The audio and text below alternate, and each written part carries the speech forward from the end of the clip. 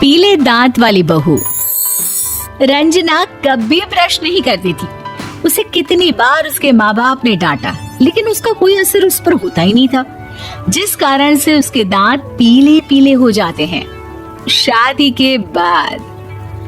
अरे बहू, वैसे तो तुझ में कोई कमी नहीं है, पर तेरे दांत इतने पीले कैसे हैं बेटा? कैसे मतलब? कोई सर्जरी थोड़ी ना कराइए। वो तो क्या नाम, मैं ब्रश नहीं करती थी तो पीले हो गए। अब क्या करूं? आप कहे तो लाल करवा लूं या फिर काले? यार ये क्या है, क्यों माँ से लड़ रही हो? लड़ रही हूँ? अरे मैं लड़ रही हूँ या ये बोल रही है कि दांत पीले है, पीले। अरे तपस्या थोड़ी ना की है इन्हें पीले करने के लिए। बकायदा ब्रश नहीं किया है 20 साल तक, तब जाकर। छी, कैसी बात कर रही हो? ये उस वक्त तो पीले नहीं थे जब हम लोग तुम्हें देखने आए थे। अरे तब साफ करवा लिया होगा डेंटिस्ट के पास जाकर। अब देखो कैसे पीले पीले लग रहे हैं। रंजना सास की तरफ गुस्से से देखती है। फिर शुरू हो गई पीले पीले पीले। अरे पीले तो तब भी थे जब मेरे हाथ का रसगुल्ला उड़ा उड़ा कर खा रही थी और बोल रही थी, लड़की नहीं गुणों का खजाना दे रहे भाई साहब आप। खैर, अब वो लोग करते भी तो क्या करते, पीले दांत वाली बहू पल्ले पड़ी थी तो झेलना तो था ही। एक दिन कीर्तन में रंजना गाना गा रही थी। अरे कमला बहन, माँ का द्वार है, यहाँ तो सब शुद्ध होकर आते हैं, फिर अपनी बहू को ब्रश भी नहीं करवाती तुम। दूर से पीले पीले दांत भक्ति में बाधा उत्पन्न कर रहे हैं। अरे कोई 2 साल के बच्चे थोड़ी ना लेकर आई हूँ मैं बहू बनाकर। अच्छी खासी लड़की है, अरे कैसे करवाऊं ब्रश? ये तो उसे खुद करना चाहिए ना। अब माँ बाप तो इसके जैसे तैसे निपटा दिए, ये नहीं सोचा कि सास कैसे संभालेगी। सास बहू को लेकर घर आ जाती है, लेकिन सोच लेती है कि अब इसे लेकर कहीं नहीं जाएगी। अगले रोज बहू कहती है, अरे क्या हो गया, मंदिर नहीं जाना क्या? कीर्तन का वक्त हो रहा है। मेरी मधुर वाणी से कान्हा जी जागते हैं और सोते हैं। आप तो जानती है ना उनकी भक्ति में कितना मन लगता है मेरा। वो क्या है ना, तबीयत ठीक नहीं लग रही है मेरी, आराम करूंगी मैं। तबीयत ठीक नहीं लग रही? अभी तो मिथुन के गाने पर नाच रही थी आप, और अब बोल रही है कि तबीयत ठीक नहीं लग रही। अरे भक्ति में मन लगा लो सासू माँ, ऊपर जाना है, क्या मुंह दिखाओगी आप? हाँ? सास को बहू की बात पर गुस्सा आ जाता है। मैं क्या मुंह दिखाऊंगी, इसकी चिंता तो ना कर, समझी?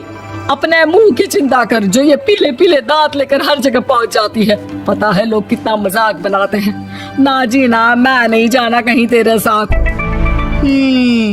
तो ये बात है, कोई ना, मत जाओ, मैं अपने कमरे में ही बैठकर भक्ति कर लूंगी। ऊपर वाला दांत थोड़ी ना देखता है, मन देखता है, भावना देखता है। और अरे बस बस, तू सब कुछ दिखा, बस ये सफेद चमकदार दांत ना दिखाना किसी को, है? जा यहाँ से। बहू को सास की बात का कोई फर्क नहीं पड़ता, वो तो जैसी थी वैसी ही रह जाती है। सुबह नहाकर किचन में खाना बनाना, फिर खाना खाना, कीर्तन भजन करना और सो जाना। एक दिन, माँ जी मैं सहेली के घर जा रही हूँ, शाम को लेट आऊंगी। हाँ हाँ तो जाना, मैंने कौन सा तेरी आरती करनी है घर पर बैठकर। रंजना सहेली के घर जाती है, जहाँ वो पार्टी में जाने की तैयारी कर रही होती है। अरे शिखा, कहाँ जाने की तैयारी कर रही है? मैं गलत वक्त पर आ गई क्या? अरे नहीं यार, उल्टा सही वक्त पर आई है। मैंने ये साड़ी और ज्वेलरी निकाली है यार, शाम को इनके ऑफिस की एक पार्टी में जाना है। बताना कैसा लग रहा है ये सब? नहीं यार, इस ड्रेस के साथ तो वो वाली ज्वेलरी अच्छी लगेगी। हाँ हाँ सही बोल रही है, मैंने ध्यान ही नहीं दिया। वैसे तो हमेशा से मस्त फैशन सेंस रखती है। तो बड़ा जाती होगी ना पति के साथ पार्टी में। रंजना कुछ नहीं बोलती, बस सोचती है कि यार काश ये बात सही हो जाती, पर मैं क्यों नहीं जाती पार्टी में? क्या इन लोगों की कोई पार्टी होती नहीं होगी? रंजना घर आती है और रात में पति से सवाल करती है, एक बात बताइए, आप मुझे किसी पार्टी में क्यों नहीं ले जाते? क्या आपकी यहाँ ऑफिस में पार्टी नहीं होती? पति बेचारा क्या कहता कि दांत पीले हैं तुम्हारे इसलिए। अरे कोई पार्टी होती नहीं हम लोगों के ऑफिस में, तो कहाँ से लेकर जाऊं? और मार्केट, मॉल, कहीं वीकेंड घूमना, कहीं तो। अरे यार सारे हफ्ते में एक छुट्टी मिलती है, तो सोचता हूँ कि आराम ही कर लूं। क्यों? रंजना मन मार के रह जाती है। पहले कभी सास के साथ मंदिर जाया करती थी, लेकिन वो भी सास ने ले जाना बंद कर दिया। घर बैठी बैठी रंजना बोर हो जाती है।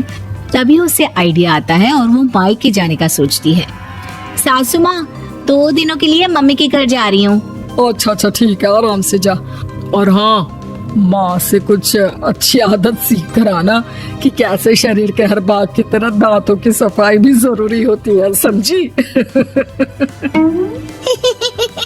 शुरू हो गई ना आप? वो लोग आपकी तरह नहीं है कि छोटी छोटी बात का बतंगड़ बना दे। उन लोगों के लिए मैं मायने रखती हूँ, ना कि मेरे पीले पीले दांत।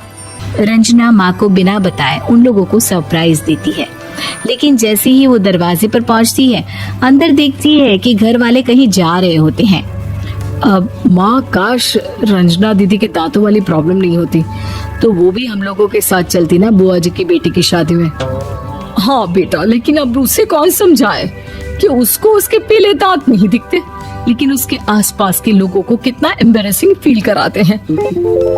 मुझे तो कितनी बार उसके स्कूल की टीचर ने शिकायत की कि उसके साथ कोई लड़की बैठना भी नहीं चाहती, और ना ही कॉलेज में कोई उससे बात करना चाहता था। लेकिन पता नहीं क्यों उसे ये बात समझ में ही नहीं आती। कोई कमी नहीं है उस लड़की में, बस यही कि दांत पीले हैं।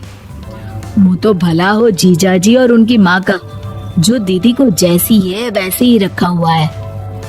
रंजना को अपने घर वालों की बात सुनकर बहुत दुख होता है। वो सोचती है कि वो क्या करे, लेकिन फिर वो सीधा डेंटिस्ट के पास जाती है, अपने दांत चमकाती है और कसम खाती है कि वो रोज ब्रश करेगी। अरे क्या हो गया?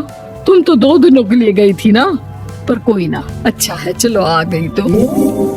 रंजना सास के सामने आकर खड़ी हो जाती है और पूरी स्माइल करती है, उसके चमकदार दांतों को दिखाती हुई। हैं? चले मंदिर? माँ, मुझे माफ कर दीजिए, मैंने आप लोगों को बहुत एम्बैरेसिंग फील करवाया। मैं आज से रोज ब्रश करूंगी।